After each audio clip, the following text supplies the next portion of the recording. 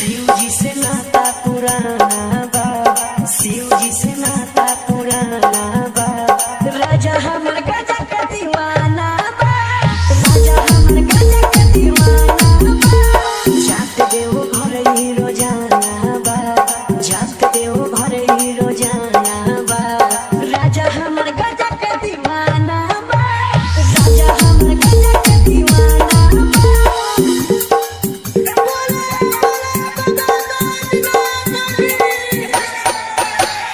DJ Sandeep राजनीति तमकुरी राज कुशीनगर।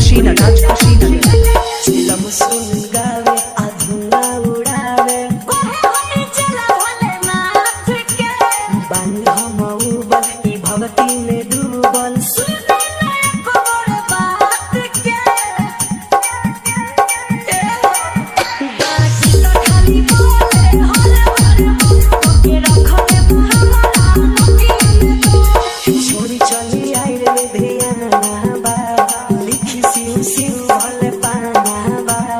राजा हमर गजा के दीवाना बा, राजा हमर गजा के दीवाना बा।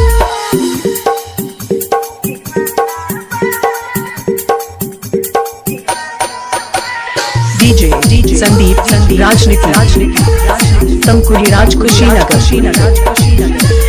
चढ़ाते सावनवा सुने ना कहानवा, आसमानवा मंदिरिया में लेके जाए जलवा चंदन चंचलवा। भोले दाना सरिया में बोलो रहे भगवती मिली सोना भाई जाके पूजा शिवलिंग सोना भाई। एक्सपीरियंस के ठिकाना बा, छुआ तो ना लहसुन वाला खाना बा। राजा हमर गजा के दीवाना बा। Mobile number 95 010 51 335।